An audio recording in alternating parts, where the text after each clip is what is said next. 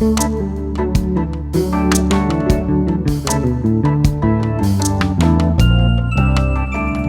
of our program this afternoon are the young people of St. Paul who are obediently lined up over there.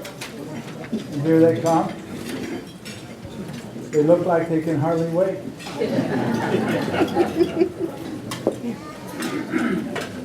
Hi, Lauren.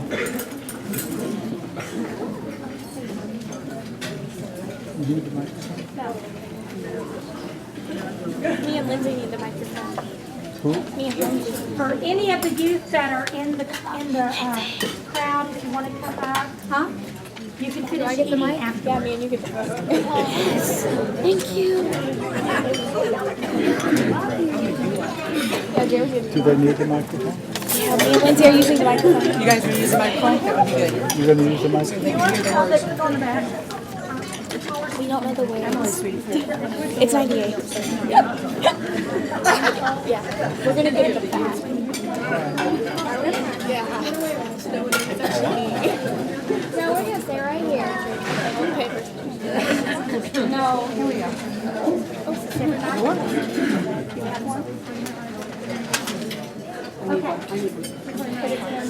Okay. This is our current youth group, along with some of our littler kids that will be helping us. Oh, sure. Okay. This is our current youth group, and we're having our younger youth help us with the chorus today. What we've done is we've come up with a little ditty about St. Paul Lutheran Church to the tune of Bingo.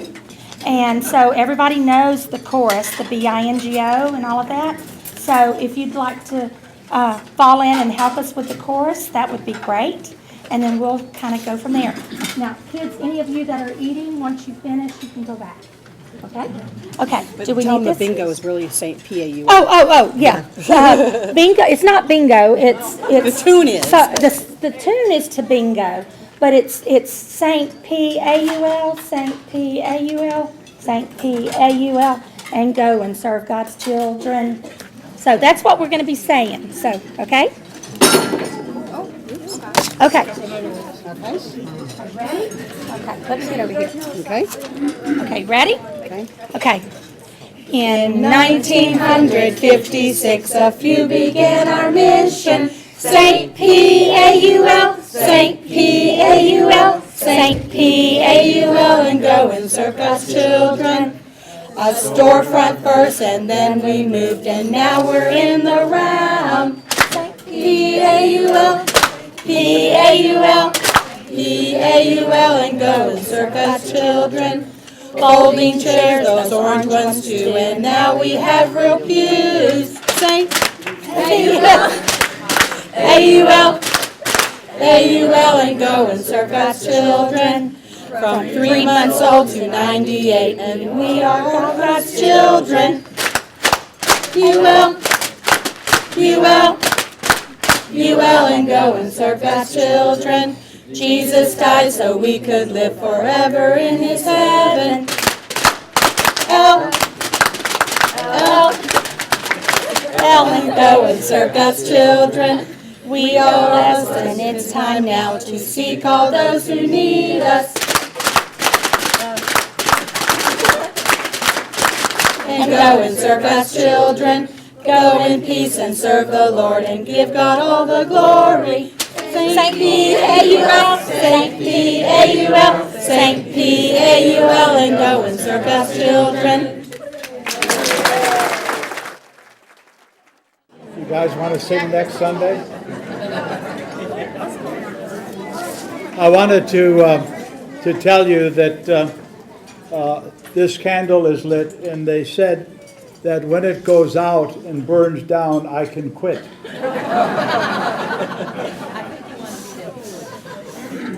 Quit trying to all together on 3. See if you can blow it out. In last Sunday's Northwest Florida News, George Will gave some invaluable information that I could use today as we reflect momentarily on the 50s. In the early 50s, the average American ate 50% more than the average European.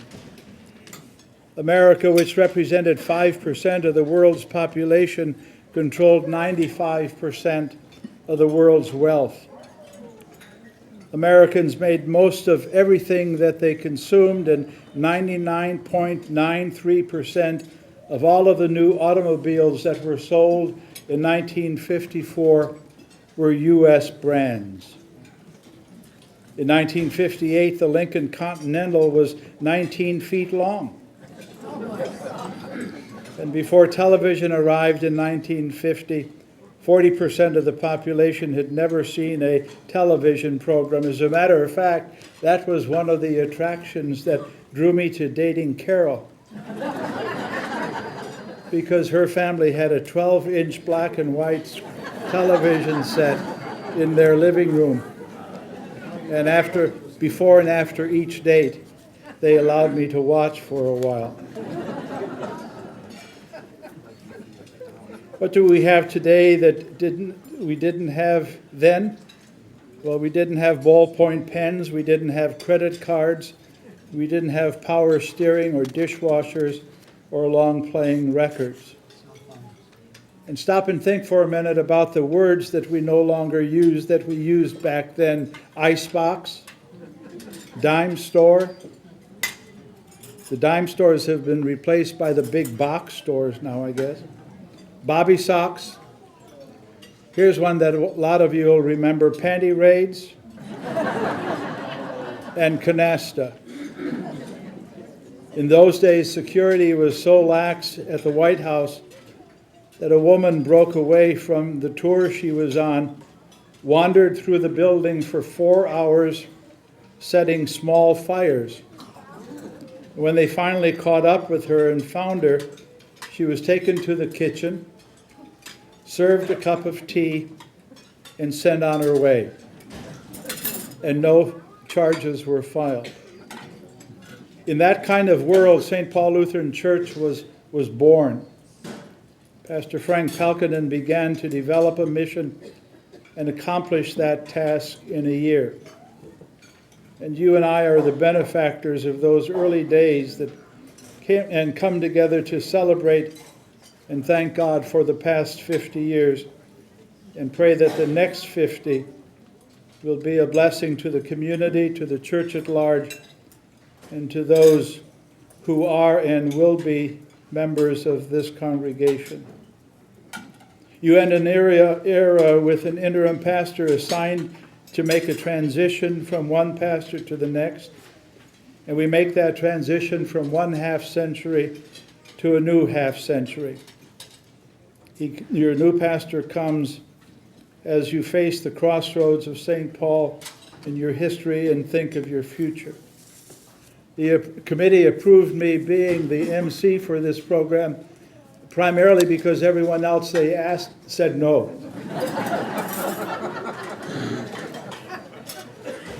and then I finally volunteered. And it was interesting just watching their eyes as they voted with one another and said without a word, how can we say no to this guy? And so I'm here. And my primary assignment is to keep the program moving, and that's what I hope to do. We'll not wait until the candle burns down. We'll end before that. But the candle will be significant as we use it as an expression of our faith and in the lighting of the candles for our circle of faith. It's time to have some folks bring some greetings, and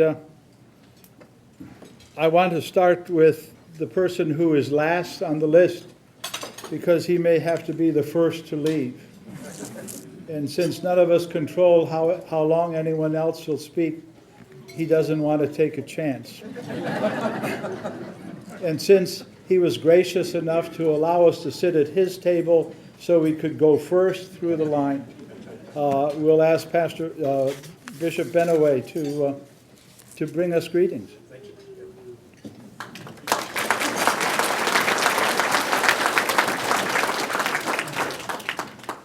I think I first want to say that in the Florida Bahamas Synod, being 50 years old is pretty old.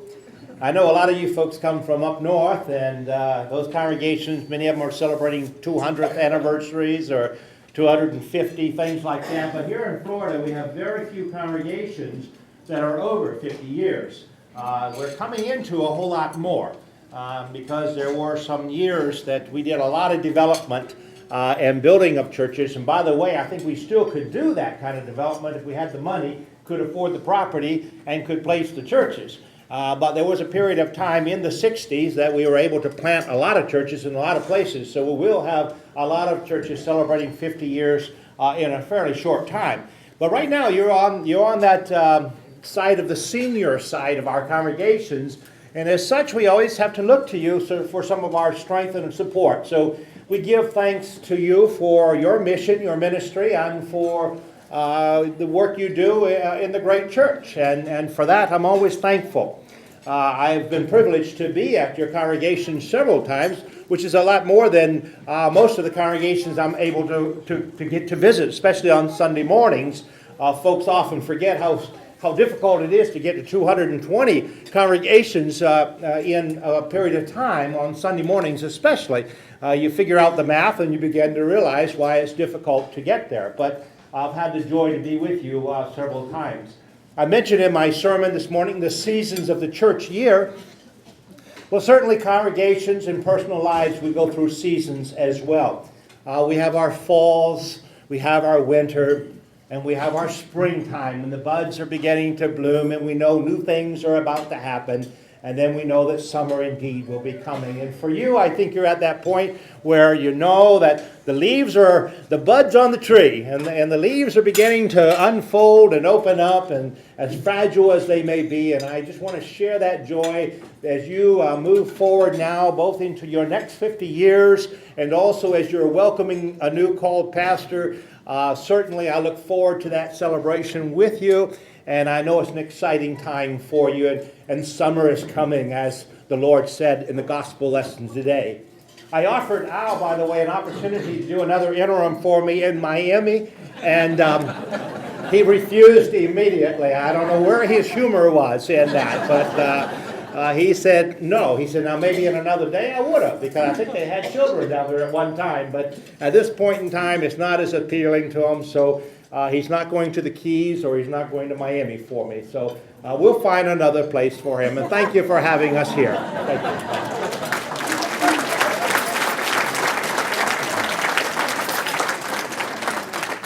The next time Carol answers the telephone and hears your voice, don't be surprised if she hangs up.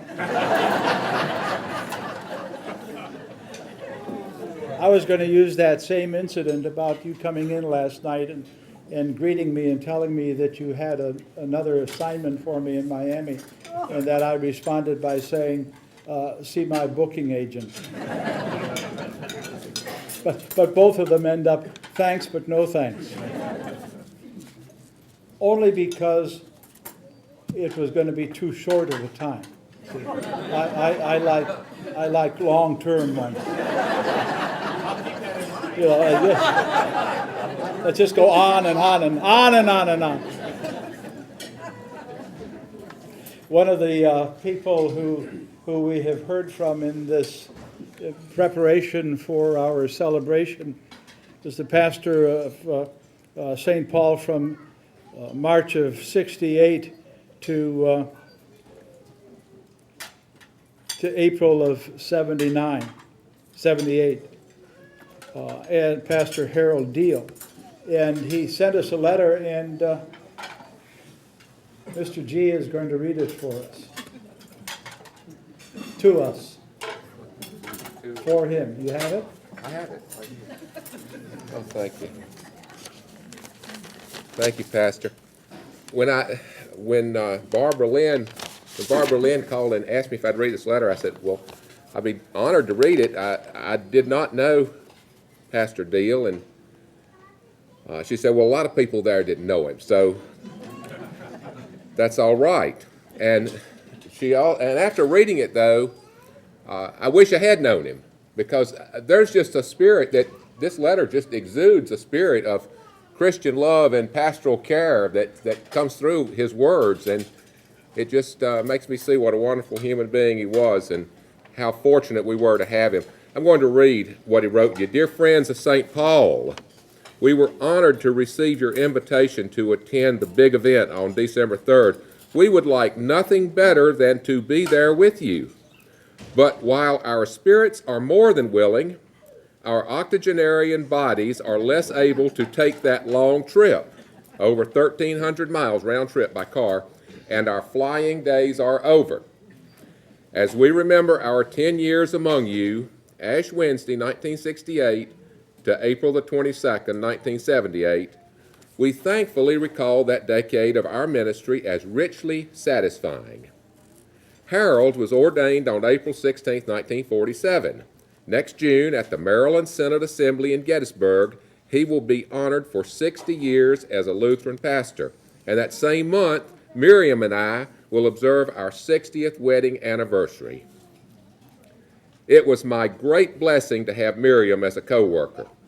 Not long after we began serving St. Paul, we realized the need for a choir at the early service. How thankful I was that Miriam was trained in church music. Soon the children began rehearsals every Wednesday afternoon, plus a warm-up just before the service. We were blessed by that a number of Navy and Marine families chose to join St. Paul. They had lots of children, and many of them became part of the Matins choir, which led worship at that service for most of the time we were there. We bless the memory of Dolores Waries, Miriam's right-hand choir mother, but still sadly recall that both she and Debbie were tragically killed in an accident between Milton and Pensacola. Without Dolores and her faithfulness and the faithfulness of other parents to get their children to rehearsals and the early Sunday service, it would have been difficult to develop the choir as well as we did.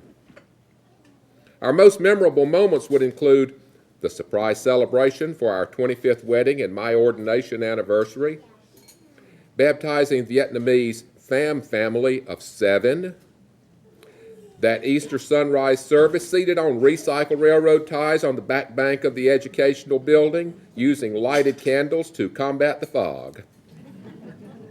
The ordination of our son David at St. Paul in 1977. The kindness of members who built a 2-room addition as pastor's study and office. The odor of the carpeting never completely left, but we were so grateful for the extra space. Many new members were trained in the Sunday pastor's class there, so that one council member remarked, "Pastor, we're growing too fast."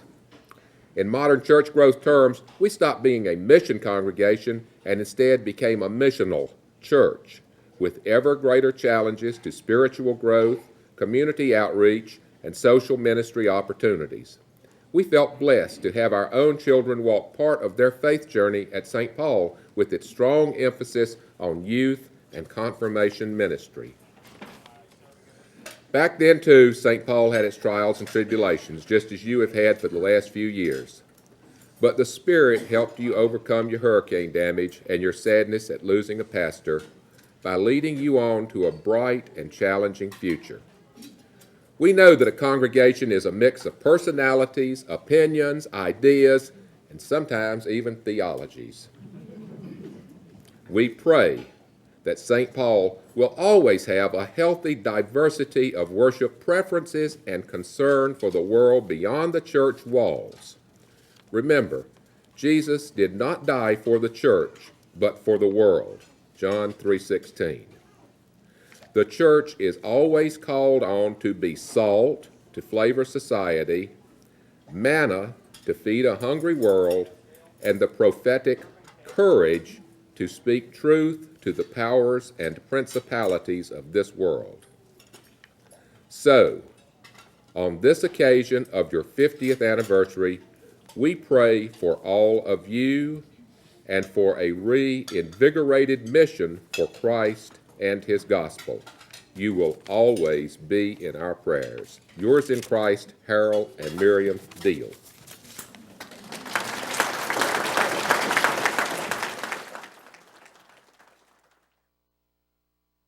Most of you probably, well, the folks that don't remember me, for those who do, you probably remember me as Marcia so kindly reminded me, oh, I thought you would still be this tow-headed blonde girl that was a member of the church, because I came here when I was in 5th grade, and my parents left between my freshman and sophomore year in college. So I indeed was here during a very formative part of my growing up. It was it not only was a turbulent time for your church at times, but it was a turbulent time in the history of the United States, because my brothers and I experienced what it was to integrate schools at that time. I went to, and this is aging me, I know this, but I went to the old Booker T. Washington High School, which was in a predominantly black part of Pensacola. And as some of you who knew my father, he was very socially aware of the issues of the time. And we had to make a conscious decision for us to attend the public school rather than making a different choice. And that's sometimes good, sometimes bad, but my parents saw certain issues like that as sort of black and white. But it taught me a lot about what it means to accept all people. I'd like to first update you a little bit about our family. My dad is 83 years old, but as you can tell from his letter to you, still very much aware and very much conscious of the world around him. And mother is 80 and still gets out every day and walks probably 2 or 3 miles, probably walks more than I do, and I probably should walk more. My brother David is, oh gosh, this really dates me.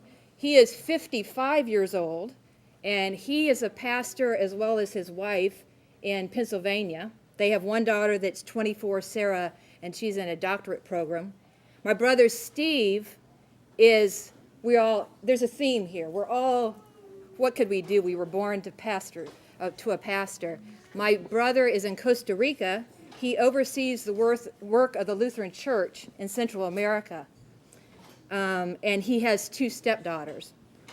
I live in the Washington, D.C. area in Fairfax County.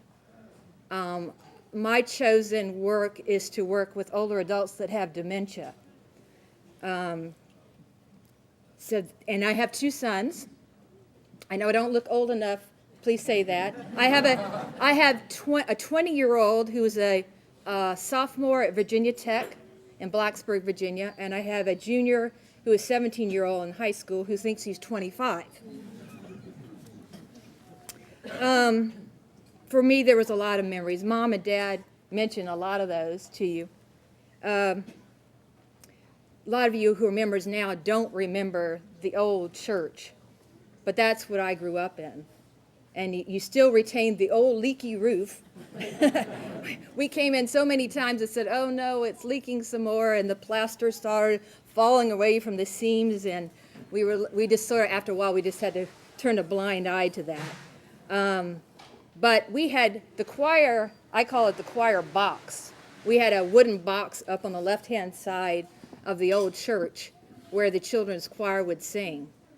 And as Dad mentioned, all it took was about 4 families, and we had a choir. We had I'll probably forget some names, the Cunninghams, the Solachiks, the Carrolls, the Burengards, the Vrens, and the Wearies provided. We had probably, 15 to 20 children in the choir at that time. And it was a very vital part, and sad to say, Mom never was in a situation where she could have that experience again, because they moved on to an older congregation who really just had an adult choir. So I think in terms of teaching children how to sing, that's where she did it, was at St. Paul. The other thing, they mentioned the Easter sunrise service, but my mom, I don't know where it came from, she had some old pump organ that we would drag down there, and she'd be pumping away. My mother is less than 5 feet tall, so it could be quite comical to see my mother pumping away on Easter sunrise morning down in the glen that you had. But that was Easter to me. You had Easter sunrise service, you had the meals, the in-between where you socialized. I still see you celebrate Advent, but in a different way. In the old days, we had a wreath that was electrical, that each day of Advent, it was lit. And it was a proclamation to the community that you realized Christ's birth was coming, and you wanted to let the community know. The live nativity scene. We had, I don't know if anybody, the Lawsons that used to be members here, on more than one occasion they provided a goat and a horse and maybe some chickens, and our dog was part of it at one time, and we'd get out there and freeze a little bit and have cocoa and so forth, but it was a great part of our growing up. Believe it or not, in that time we had 3-year confirmation programs. I know a lot of churches now just have 2 years, but our 3rd year were confirmation retreats at Blue Lake, Camp Blue Lake. And, well, as 9th graders, we had a little mischief when we went to Blue Lake, but some of it didn't get reported. This sounds funny, but when I think of Good Friday, my father, during the Good Friday service, I knew it was going to happen every single year, but I would still jump, because he'd take a piece of wood and whack it inside the pulpit, and I would jump out of my skin. And I don't know, it's just one of those fond memories that I have. Christmas Eve, candlelight service, the big candles, raising them high, this another thing. And then I thought better, I almost brought a picture of my father in the old fellowship hall. We used to have what were called coffee houses of the day. And I have a picture of my father, believe it or not, in a wig. I guess he was trying to look like a woman, I don't know, be a waitress in a wig with various clothing on and trying to be, serve at the coffee house. But I decided out of respect for his age, I might not embarrass him and bring that picture. But I think my parents would be most pleased to see that there is a significant number of you who are still members of this church, and that the legacy of music lives on. And I think that would please them greatly. So thank you.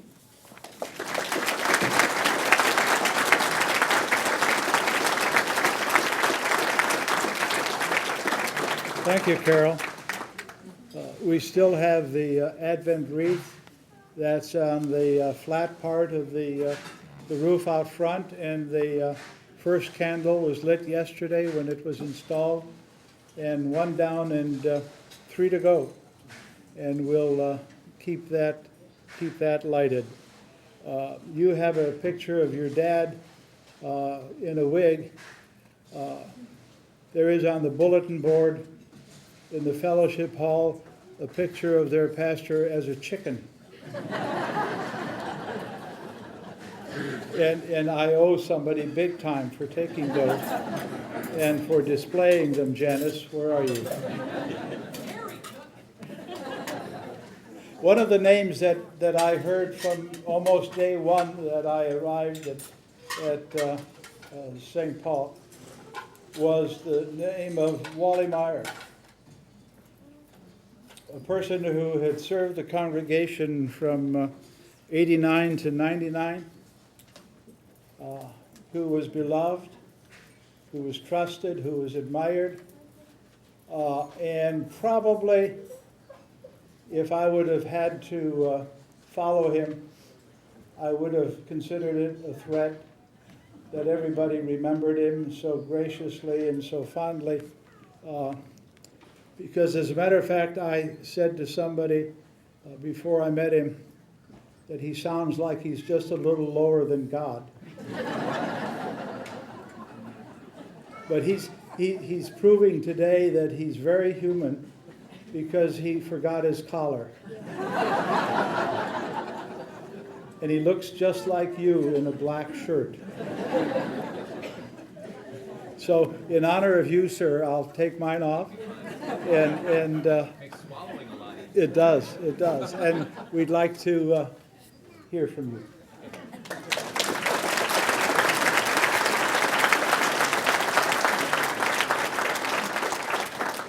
Since I won't be able to hear what's said at my own funeral, thank you very much for kind words.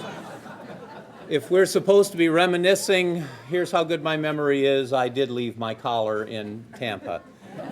So don't have too much to say. Though as I go around, I've been amazed at how many names just all of a sudden popped back at me, somehow way back there, even if I may not have necessarily thought of you in 7 years, all of a sudden I'm remembering names, and not all of them, but then I remember the people.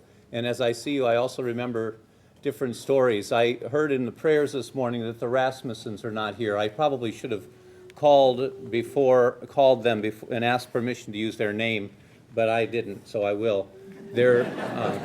I'm remembering Hurricane Aaron. That's the one, if you were here at that time when Lars, our German vicar, and I stood in front of the church and led worship. I was wearing white shorts and a clerical. He was wearing black shorts and a clerical. It was very hot in there. Don Len and a couple other men had set up some fans so it would be tolerable for the 30 or so people who came to church that day.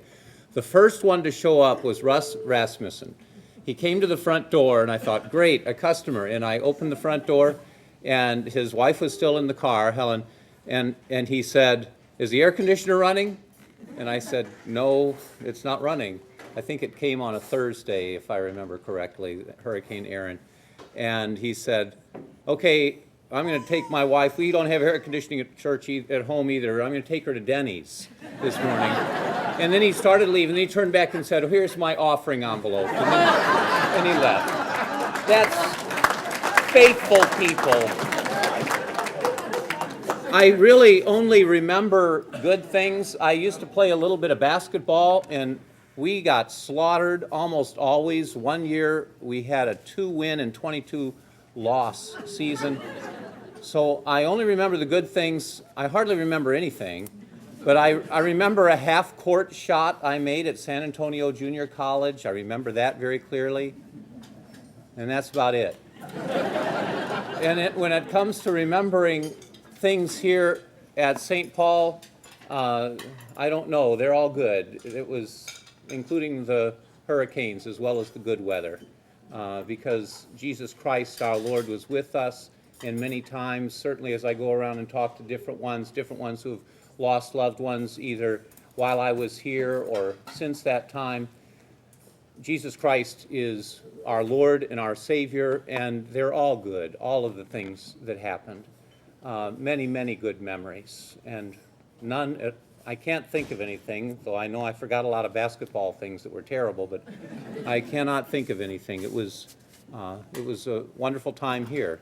As I've told some of you, it really was because of my mother that we decided to move. That was, there's any number of things that go through your mind at that time, but that was the primary one. Mom was down in Fort Myers, and this was moving to Tampa. She died 3 years ago, but I was able to be with her quite a bit in those few years, and especially the last 6 months, I was down there about once a week and would just drive down on my day off, see her for an hour or two, and drive back. Couldn't do that from Pensacola, so I left. And it was the right thing to do.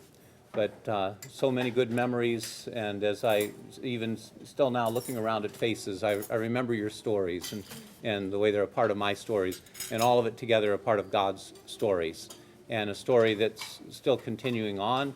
There's a whole lot of new people here that were not here when I left, and there's a whole bunch more that God will send you to in the future in the coming years. God continue to be with us all.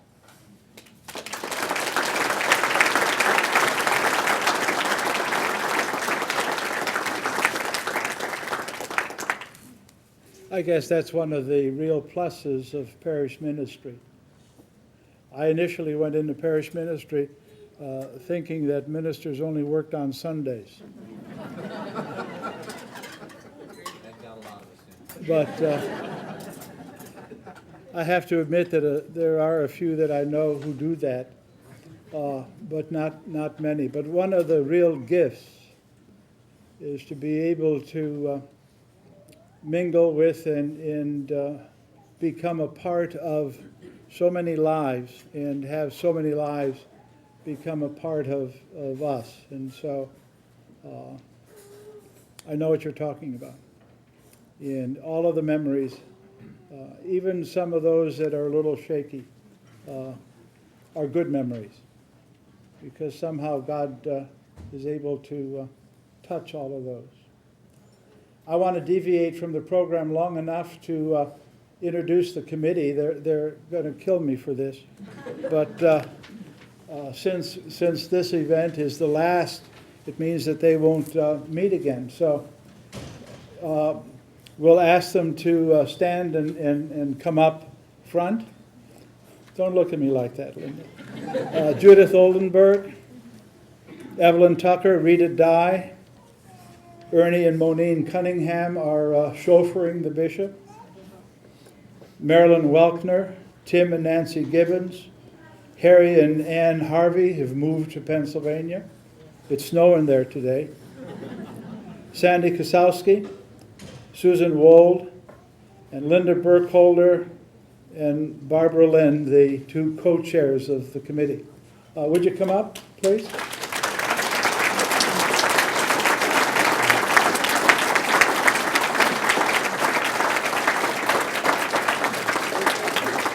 Oh, you're not chauffeuring.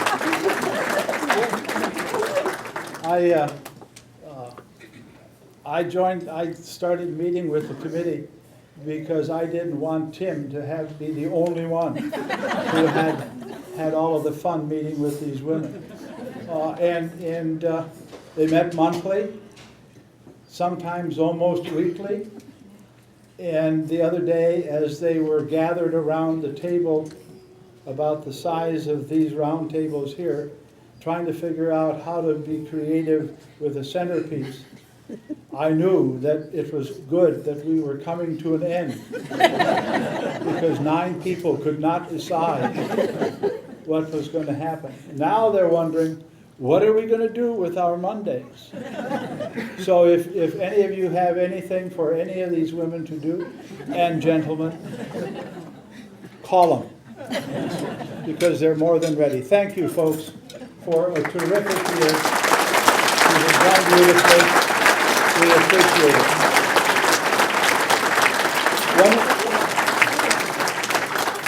Judith just reminded me that you're supposed to take the centerpiece, namely the mugs that are at your table. There's a mug for each person at the table, and that's a part of your remembrance. They're beautiful mugs. They're beautiful cups. I'll have to admit this. They showed me their original ones that they were going to get. And you know the church mugs, the kind of thing, the plain white mugs. It was on one side, it was anniversary St. Paul Lutheran Church. And I said, yeah, that's all right. Well, then they showed me this, and I said, let's do that. They said, it's more expensive. I said, I don't care. Let's do it. Don't you like these better?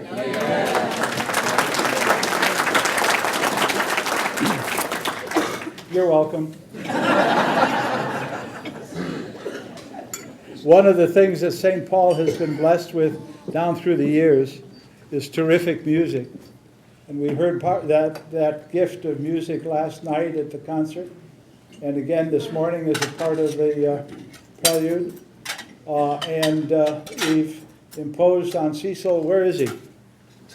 There you are, to give us some more music at our dinner. We look forward to it. Can't let a pastor have the last word for Jesus' sake.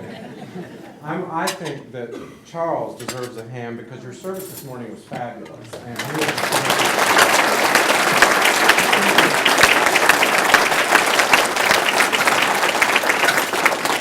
And he has been a very gracious host, as have all the people here. And also, where is Mr. Dodge? I wouldn't have had anything to play if it wasn't for Mr. Dodge, so I think it deserves another round of applause.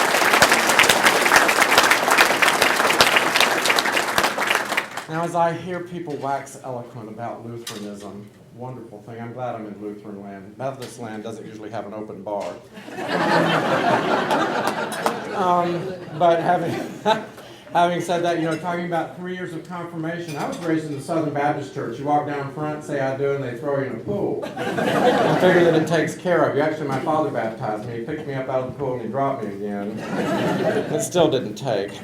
But there are a few things we share, and I do believe some of it is some of the music. And so I have an arrangement of Mark Hayes of How Great Thou Art. That is a wonderful song, I think, for a day like today. And I know that's a hymn that's sung in both Lutheran Church, the Baptist Church, and the Methodist Church. I can't seem to get away from it. So, How Great Thou Art.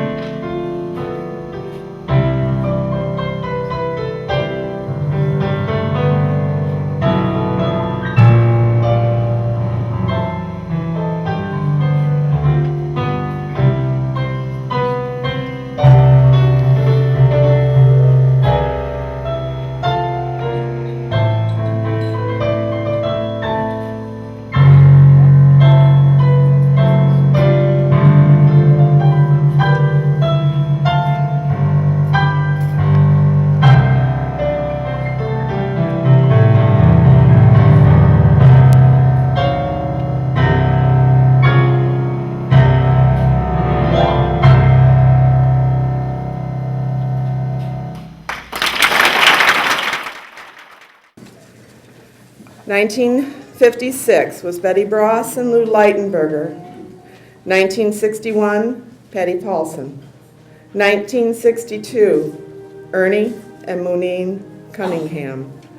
1968, Otto Borengard, Evelyn Bjorngard. 1968, Barbara Cully. 1968, Pat Karp. 1968, John Carroll, Latine Carroll.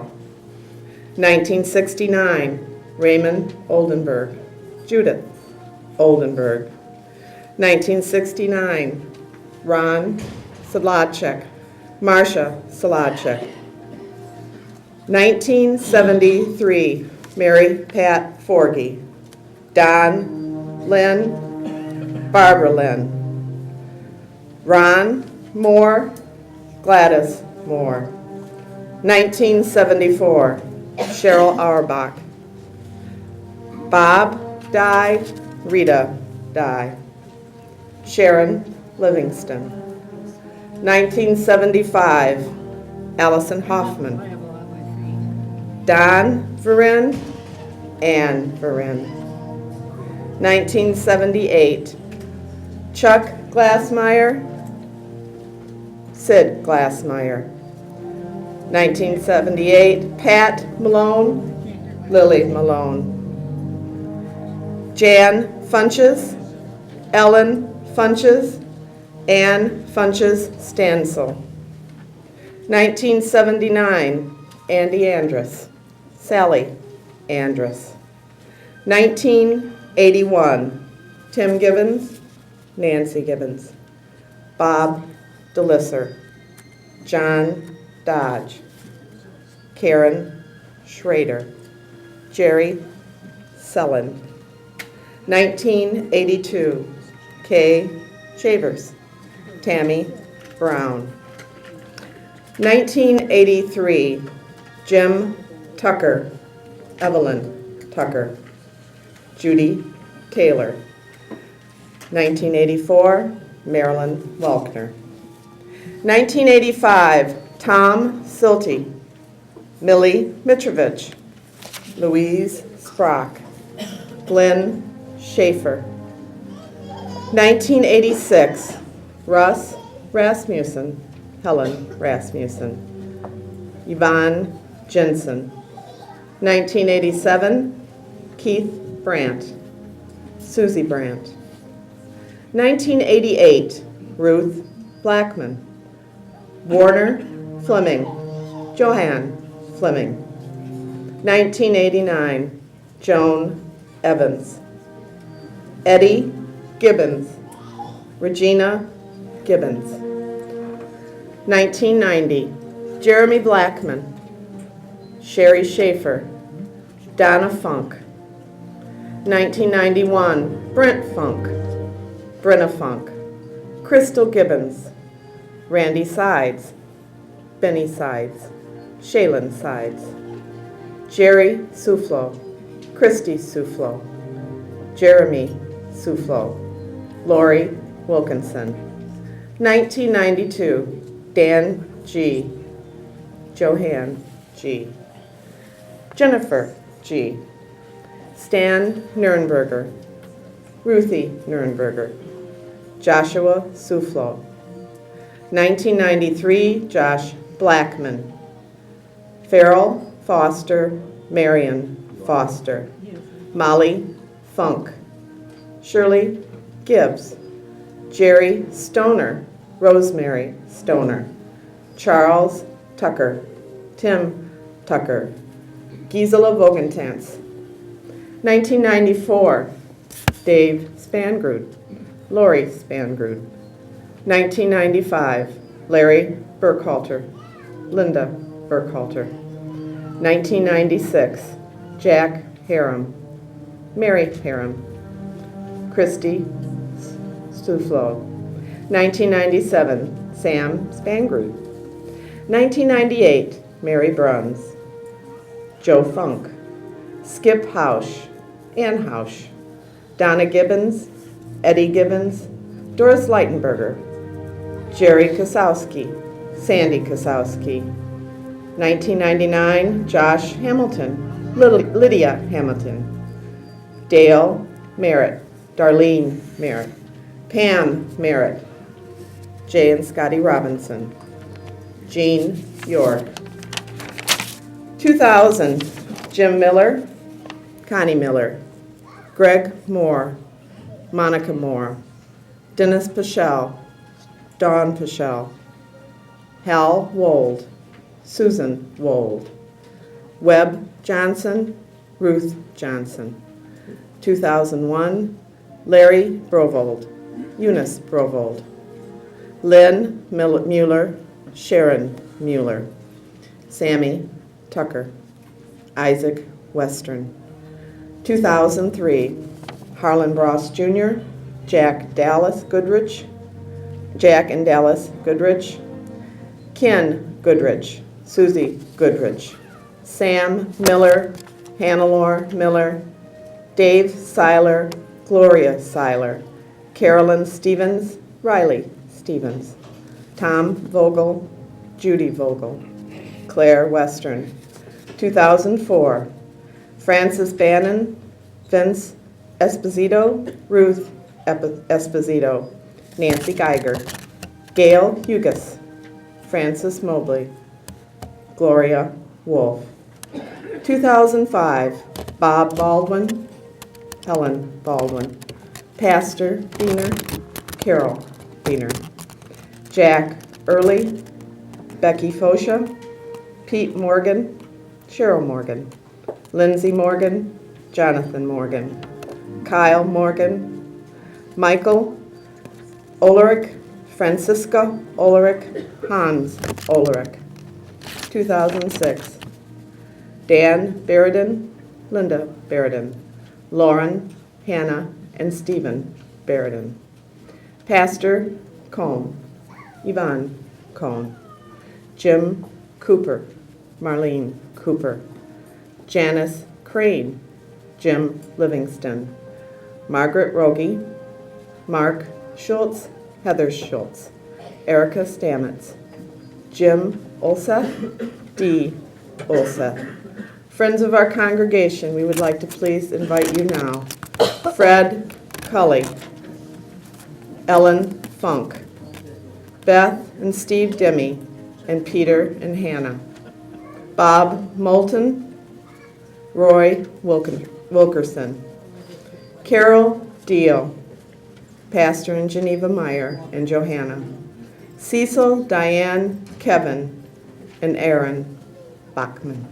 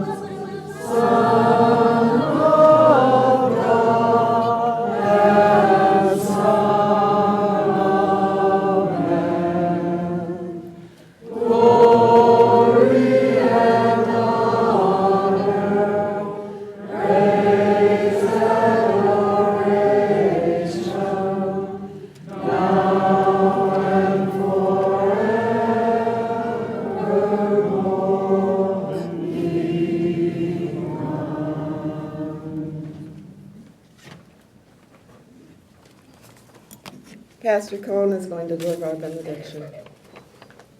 So now when there's nothing left to be said, it's always me standing here to say it.